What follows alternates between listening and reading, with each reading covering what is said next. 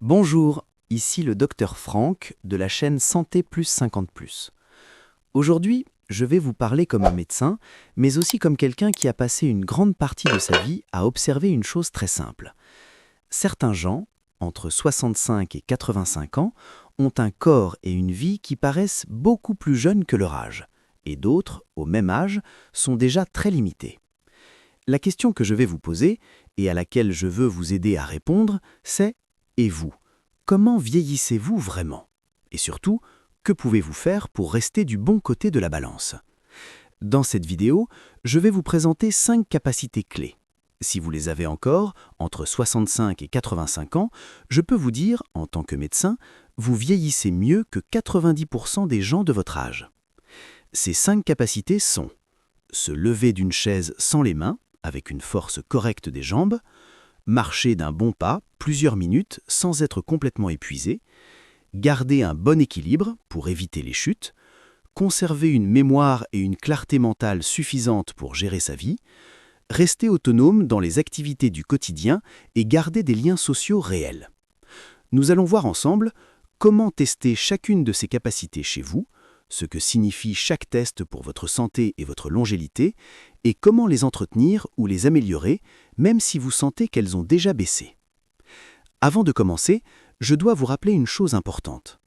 Ce que je vous propose aujourd'hui, ce sont des tests simples, des indicateurs. Ils ne remplacent pas une consultation médicale. Si vous avez des douleurs importantes, des problèmes cardiaques connus, des vertiges, des antécédents de chute grave, ne faites jamais ces tests sans l'avis de votre médecin ou de votre kinésithérapeute. Et si un test vous inquiète, parlez-en. Maintenant, installez-vous, écoutez calmement et voyons ensemble ce que votre corps et votre vie vous disent vraiment. Votre âge chronologique n'est pas votre âge réel. À partir de 65 ans, il y a 2 âges qui cohabitent en vous. Le premier, tout le monde le connaît. C'est votre âge chronologique, celui qui est écrit sur votre carte d'identité, celui que vous donnez au formulaire, celui qu'on annonce les jours d'anniversaire. Mais il y en a un autre qui m'intéresse beaucoup plus comme médecin. C'est votre âge fonctionnel. Votre âge fonctionnel, c'est l'âge que révèlent votre force, votre souffle, votre équilibre, votre mémoire, votre autonomie, votre capacité à continuer à vivre une vie qui a du sens. 2 personnes de 75 ans peuvent avoir le même âge chronologique, mais des âges fonctionnels très différents.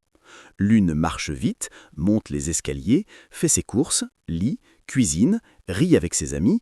L'autre peine à se lever, marche très peu, tombe souvent, oublie beaucoup de choses simples, reste seule chez elle. Avec l'expérience, j'ai vu que quelques capacités simples permettent de voir en quelques minutes de quel côté vous êtes. C'est ce que nous allons faire ensemble. Capacité numéro 1. Se lever d'une chaise sans les mains. Commençons par la force des jambes. Pour moi, c'est le premier test. Il est très simple, mais il en dit long sur votre âge. Pourquoi ce test est si important ? Parce que ce sont vos jambes qui vous permettent de vous lever, de marcher, de monter les escaliers, de vous rattraper si vous trébuchez. Quand les muscles des cuisses et des fessiers s'affaiblissent, tout devient plus difficile. Se lever du toilette, du fauteuil, du lit, monter dans un bus, sortir d'une voiture. Et l'un des grands drames du vieillissement, c'est le moment où quelqu'un me dit « Docteur, je ne peux plus me lever tout seul, il faut toujours que quelqu'un me tire ». C'est souvent le début d'une perte d'autonomie importante. Comment tester chez vous ?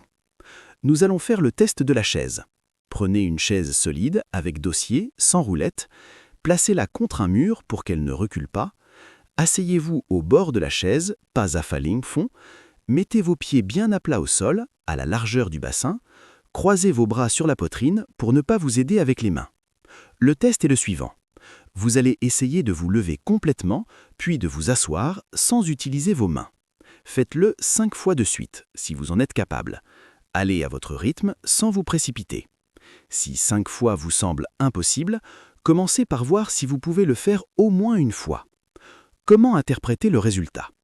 Si, entre 65 et 85 ans, vous pouvez vous lever et vous asseoir 5 fois sans les mains, sans douleur vive et sans être au bord de l'évanouissement, c'est un excellent signe de force des jambes. Si vous ne pouvez pas vous lever sans les mains, ou si vous devez beaucoup vous balancer pour y arriver, ou si vous êtes épuisé après 1 ou 2 fois, cela veut dire que votre réserve de force est déjà bien entamée. Ne culpabilisez pas, ne vous dites pas « je suis fuchu », dites-vous plutôt « mon corps me montre qu'il a besoin qu'on s'occupe de lui, que mes jambes ont besoin d'être réentraînées ». Que faire si ce test est difficile? La bonne nouvelle, c'est que les muscles se reforment encore après 65 ou 85 ans si on les sollicite correctement. Quelques idées simples: faire le même mouvement, mais une seule fois, puis 2 fois, puis 3 fois, en vous tenant légèrement au dossier de la chaise. Pratiquer des exercices assis, debout, guidés par un kinésithérapeute ou dans un cours de gym senior. Monter une marche de bas en haut plusieurs fois en se tenant à la rampe. Si vous avez des douleurs de genoux, de hanches ou de dos, demandez à votre médecin ou votre kinésithérapeute un programme adapté, mais ne renoncez pas complètement à bouger. Entre 65 et 85 ans, celui qui garde de la puissance dans ses jambes garde une porte ouverte sur son autonomie. Capacité numéro 2. Marcher d'un bon pas sans s'arrêter tous les 20 mètres. La deuxième capacité que j'évalue, c'est votre endurance de marche. Pas pour faire du sport de haut niveau, mais pour vivre normalement. Pourquoi la marche est un test majeur de longévité? Parce que marcher, c'est mettre en jeu le cœur, les poumons, les jambes, l'équilibre, la coordination. De grandes études ont montré que la vitesse de marche chez les seniors est un prédicteur étonnamment fiable de la mortalité. À âge égal, ceux qui marchent plus vite et plus longtemps meurent en moyenne plus tard que ceux qui marchent très lentement. Test simple des 6 minutes de marche. Nous allons faire un test qui est très utilisé en médecine, le test de marche de 6 minutes, mais à la maison de manière simplifiée. Choisissez un endroit sûr, plat, sans obstacle. Un couloir long, un jardin, une allée, un trottoir tranquille. Mettez sur vous une montre ou un téléphone avec minuteur. Si vous avez des antécédents de cœur, d'angine de poitrine ou un essoussement très important, parlez d'abord à votre médecin avant d'essayer. Le test. Réglez votre minuteur sur 6 minutes. Marchez à un rythme confortable, comme si vous alliez à un rendez-vous mais sans courir. Vous devez pouvoir parler, même si vous respirez un peu plus fort. Au bout de 6 minutes, notez simplement. Est-ce que vous avez tenu les 6 minutes sans vous arrêter? Est-ce que vous êtes complètement épuisé ou juste normalement fatigué? Interprétation indicative. Si, entre 65 et 85 ans, vous pouvez marcher 6 minutes d'affilée, même à un rythme modéré, sans être au bord du malaise, c'est un bon signe d'endurance. Si vous devez vous arrêter au bout d'1 ou 2 minutes, ou si vous êtes très essoufflé pour un effort minime, il est important de le dire à votre médecin. Il pourra vérifier votre cœur, vos poumons, votre tension, votre sang, anémie, etc. Comment améliorer votre marche? La clé, ce n'est pas de vous lancer dans de grandes marches tout de suite, c'est de faire un peu tous les jours. Par exemple, si aujourd'hui vous marchez 5 minutes avant d'être fatigué, faites 2 fois 3 minutes dans la journée, puis 2 fois 4, puis 2 fois 5. Si vous marchez déjà 10-15 minutes, essayez sur plusieurs semaines de monter à 20 ou 30 minutes au total, en une ou plusieurs fois. Si vous marchez avec une canne, un déambulateur, un accompagnant, peu importe. L'important, c'est de ne pas renoncer complètement à la marche. Un corps qui continue à marcher vieillit toujours mieux qu'un corps qui reste assis du matin au soir. Capacité numéro 3, votre équilibre, votre gardien silencieux contre les chutes. La troisième capacité, c'est votre équilibre. Beaucoup de gens le découvrent trop tard. Ils n'ont plus d'équilibre le jour où ils tombent. Pourtant, comme médecin, je peux vous dire que votre équilibre est l'un de vos trésors après 65 ans. Pourquoi l'équilibre est vital? Une chute après 70 ans, ce n'est pas comme une chute à 20 ans. Elle peut entraîner une fracture du col du fémur, un traumatisme crânien, une hospitalisation, une opération, une longue rééducation, une perte de confiance et de mobilité. Il arrive qu'après une chute, une personne qui marchait encore bien ne retrouve jamais vraiment son niveau d'autonomie. Préserver son équilibre, c'est donc prévenir le basculement vers un autre type de vieillissement. Petit test de l'équilibre unipodal. Nous avons déjà vu le test « tenir sur une jambe », mais je vais le détailler davantage. Placez-vous près d'un support solide. dossier de chaise, table, plan de travail, redors de bibliothèque. Mettez sur vous 2 doigts de la main sur ce support sans vous y accrocher complètement. Regardez un point fixe devant vous. Levez lentement un pied de quelques centimètres et voyez combien de secondes vous tenez. Objectif raisonnable. Si vous pouvez tenir 10 secondes ou plus avec seulement 2 doigts en appui, c'est un bon signe d'endurance. Si vous tenez 30 secondes, c'est encore mieux. Faites le test sur chaque jambe. Autre test, la marche en ligne. Vous pouvez aussi tester votre équilibre dynamique. Avancez en posant un pied devant l'autre, comme si vous marchiez sur une ligne. Le talon du pied qui avance touche les orteils du pied derrière. Faites 5 à 10 pas, près d'un mur ou d'un support. Si vous devez poser rapidement le pied sur le côté pour éviter de tomber, votre équilibre est plus fragile. Comment travailler l'équilibre? Heureusement, l'équilibre est un domaine qui se travaille. Avec un kinésithérapeute qui peut vous proposer des exercices adaptés à votre cas, avec des activités comme le tai chi, la gym douce ou certains cours de prévention des chutes. Chez vous, en répétant chaque jour quelques secondes de station sur une jambe près d'un support. Commencez très prudemment. Ne faites jamais ces exercices en plein milieu de la pièce sans quelque chose à quoi vous retenir.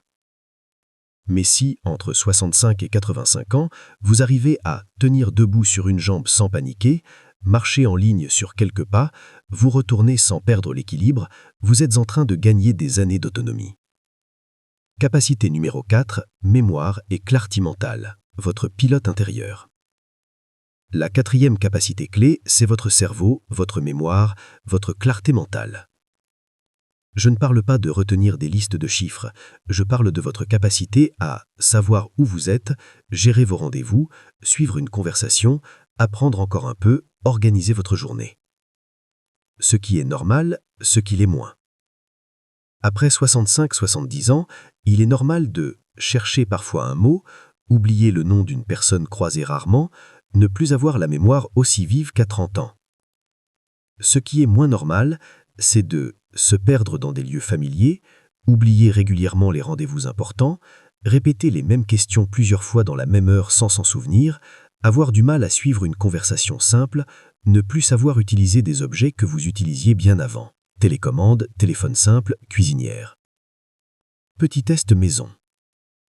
Je vais vous donner 2 petits tests, très simples. Encore une fois, ce ne sont pas des diagnostics, mais des indicateurs. Test des 3 mots. Demandez à quelqu'un de vous dire 3 mots du quotidien. Par exemple, chaise, pomme, clé. Répétez ces mots pour être sûr de les avoir entendus. Continuez votre conversation, ou regardez la télé, ou faites ce que vous voulez pendant 3 à 5 minutes. Puis, demandez-lui de vous redemander les 3 mots. Si vous vous en souvenez sans trop de difficulté, c'est plutôt rassurant. Si vous en oubliez régulièrement 1 ou 2, surtout si cela se répète souvent, c'est un signe à suivre. Questions sur votre quotidien. Posez-vous aussi ces questions. Est-ce que je parviens à suivre l'actualité, les films, les discussions? Est-ce que je peux encore organiser une petite sortie, un rendez-vous? Est-ce que je gère mes médicaments, mon argent, mes papiers, sans erreur majeure répétée? Est-ce que je me souviens de ce que j'ai fait hier, d'une visite récente, d'un appel téléphonique? Si plusieurs de ces réponses sont oui, votre cerveau, malgré quelques lenteurs, tient bien la barre. Si beaucoup de réponses sont non, il est vital d'en parler à votre médecin pour faire un bilan mémoire plus poussé. Comment améliorer votre cerveau après 65 ans? Si vous avez encore une bonne clarté mentale, bravo, mais il faut l'entretenir. Voici ce que je recommande comme maître de la santé. Bouger. Le cerveau aime que le corps bouge. L'activité physique améliore la circulation, stimule des substances qui protègent les neurones. Dormez. Un bon sommeil aide à consolider la mémoire, à nettoyer certains déchets dans le cerveau. Mangez de façon protectrice. Type méditerranéen, plus de végétaux, de bonnes graisses, huile d'olive, poisson gras, moins de sucre raffiné et d'ultra transformé. Stimulez votre esprit. Lisez, apprenez, jouez, changez vos routines mentales. Apprenez quelques mots d'une langue, une nouvelle recette, une chanson. Gardez des liens. Parler avec d'autres personnes, écouter, répondre, se souvenir est l'un des meilleurs exercices pour le cerveau. Traiter le stress et la dépression. La dépression non traitée peut masquer ou aggraver les troubles cognitifs.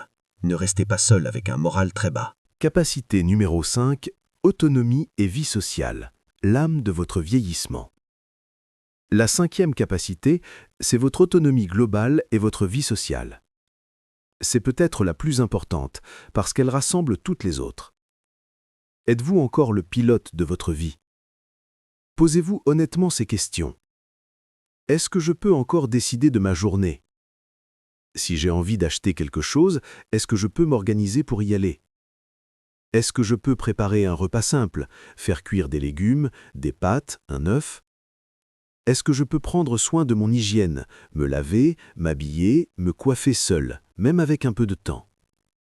Est-ce que je continue à voir des gens, famille, amis, voisins, associations, groupes?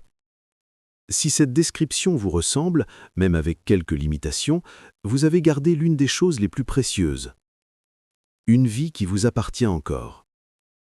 Si au contraire, vous réalisez que vous ne sortez presque plus jamais, vous ne cuisinez plus du tout, vous ne voyez quasiment plus personne, les jours se ressemblent, sans projet, sans rencontre, alors même si votre corps est encore relativement fonctionnel, votre vie intérieure est en train de se rétrécir. Pourquoi la vie sociale est une force de santé? Les études montrent que l'isolement social augmente le risque de dépression, déclin cognitif, maladies cardiovasculaires, mortalité toutes causes confondues. À l'inverse, ceux qui, entre 65 et 85 ans, gardent des liens avec leur famille, leurs amis, des groupes ou associations, ont souvent plus d'énergie, plus de motivation pour se lever, plus de raisons de prendre soin d'eux. Même si vous vivez seul, avoir une personne avec qui parler régulièrement, participer à une activité de groupe une fois par semaine, peuvent déjà changer profondément votre trajectoire de vieillissement. Point. Si vous avez encore ces 5 capacités, où en êtes-vous? Maintenant, faisons le point. Posez-vous ces 5 questions. Puis-je me lever d'une chaise sans les mains au moins quelques fois, sans être au bord du malaise? Puis-je marcher plusieurs minutes d'un bon pas, sans m'arrêter tous les 20 mètres? Puis-je rester en équilibre sur une jambe quelques secondes ou marcher en ligne sans tomber? Ma mémoire me permet-elle encore de gérer mon quotidien? Rendez-vous, médicaments, argent, conversation? Suis-je encore largement autonome dans mes activités et est-ce que je garde des liens avec les autres? Si vous pouvez répondre oui à la majorité de ces questions, entre 65 et 85 ans, je peux vous dire en tant que médecin, vous faites probablement partie de ceux qui vieillissent mieux que 90% des gens de votre âge. Votre âge fonctionnel est plus jeune que votre âge chronologique. Cela ne veut pas dire que tout est parfait, mais cela signifie que vous avez encore de grandes réserves. Votre rôle, maintenant, c'est de ne pas gaspiller ces réserves. Point. Que faire si une ou plusieurs capacités sont fragiles? Si, en revanche, vous avez répondu non à plusieurs de ces questions ou que vous avez eu du mal au test proposé, ne vous dites pas « c'est fini, je suis vieux, je ne peux plus rien faire ». Dites-vous plutôt « mon corps m'envoie un avertissement sérieux, mais tant que je suis vivant, il y a quelque chose à faire ». Voici ce que je vous recommande. Étape 1. Parlez à votre médecin. Expliquez-lui clairement « je tombe facilement, je n'arrive plus à me lever, je suis épuisé après quelques pas, je perds beaucoup la mémoire, je ne sors presque plus ». Demandez un bilan complet, cardiaque, respiratoire, musculaire, neurologique, nutritionnel. Parfois, une simple carence, vitamine D, B12, fer, un médicament inadapté, une tension trop basse ou trop haute, un problème de thyroïde peut jouer un rôle important. Étape 2. Demandez de la rééducation et de l'aide ciblée. Un kinésithérapeute peut vous aider à récupérer de force et d'équilibre. Un orthophoniste ou un neuropsychologue peut évaluer et entraîner certaines fonctions cognitives. Une assistante sociale peut vous aider à programmer des aides à domicile, des activités adaptées. Le but n'est pas de redevenir comme à 30 ans. Le but est de gagner chaque petit pourcentage possible de marge de manœuvre. Étape 3. Mettre de la vie dans votre vie. Même si votre corps a ses limites, demandez-vous, puis-je encore voir quelqu'un de temps en temps? Puis-je participer à une activité, atelier mémoire, gym douce, club de lecture, chorale, groupe religieux, association? Puis-je fixer un petit projet, apprendre quelque chose, trier des photos, écrire un souvenir, transmettre une recette? Une vie où il n'y a plus aucun projet, où il n'y a plus aucune rencontre, vieillit beaucoup plus vite.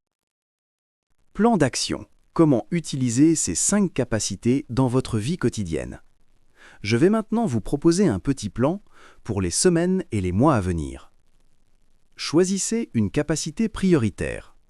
Peut-être que c'est la force des jambes, ou la marche, ou l'équilibre, ou la mémoire, ou la vie sociale. Choisissez celle où vous vous sentez le plus fragile ou celle qui vous inquiète le plus. 2. Fixez-vous un objectif simple. Par exemple, je veux pouvoir me lever d'une chaise sans les mains au moins 3 fois. Je veux pouvoir marcher 10 minutes d'affilée d'ici 1 mois. Je veux être capable de tenir 10 secondes sur une jambe avec un léger appui. Je veux rappeler plus facilement ce que j'ai fait la veille. Je veux voir quelqu'un au moins 1 fois par semaine. 3. Découpez cet objectif en petites étapes. Si votre objectif est de marcher 10 minutes, une première semaine, 3 minutes 2 fois par jour. Deuxième semaine, 5 minutes 2 fois par jour. Troisième semaine, 7-8 minutes 1 fois par jour. Quatrième semaine, 10 minutes. Si votre objectif est de vous lever d'une chaise, une première semaine, 1 fois par jour en vous tenant un peu. Deuxième semaine, 2 fois par jour. Troisième semaine, essayez 1 fois sans les mains, près d'un support. Quatrième semaine, visez 3 levées sans les mains, si c'est sans douleur. 4. Notez vos progrès. Vous pouvez écrire tout simplement dans un carnet « Aujourd'hui, j'ai marché 5 minutes. Aujourd'hui, j'ai parlé au téléphone avec mon ami. Aujourd'hui, j'ai fait 2 fois le test de la chaise. » Cela peut vous sembler enfantin, mais c'est comme cela que l'on transforme une intention en habitude solide. Conclusion. Votre rôle de co-maître de votre santé. En tant que médecin, je peux vous donner des outils, des tests, des conseils, mais il y a une chose que je ne peux pas faire à votre place. Décider que votre vie mérite encore qu'on se batte pour elle. Vos 65, 75 ou 85 ans ne sont pas des condamnations, ce sont des états du corps à un moment donné. Et tant que vous êtes vivant, vous avez encore un pouvoir, celui de bouger un peu, de manger un peu mieux, de parler à quelqu'un, de faire travailler vos jambes, votre tête, votre cœur. Si vous avez encore les 5 capacités dont nous avons parlé, félicitez-vous, mais ne vous endormez pas, continuez à les nourrir. Si vous en avez perdu une ou plusieurs, n'abandonnez pas. Parlez-en, faites-vous aider, cherchez les marges de progression, même petites. Je veux que vous reteniez cette phrase. À 65-85 ans, bien vieillir, ce n'est pas ne jamais avoir mal, ce n'est pas ne jamais être fatigué, ce n'est pas ressembler à quelqu'un de 20 ans. Bien vieillir, c'est garder autant que possible ses 5 capacités et se battre pour elles quand elles commencent à s'affaiblir. Si cette vidéo vous a aidé à mieux comprendre où vous en êtes vraiment et ce que vous pouvez faire pour rester du meilleur côté du vieillissement, cliquez sur « J'aime », abonnez-vous à Santé Plus 50 +, et activez la cloche pour recevoir les prochaines vidéos. En commentaire, répondez à ces 2 questions. Parmi les 5 capacités, laquelle est votre plus grand point fort aujourd'hui? Laquelle avez-vous décidé de renforcer en priorité dans les prochaines semaines?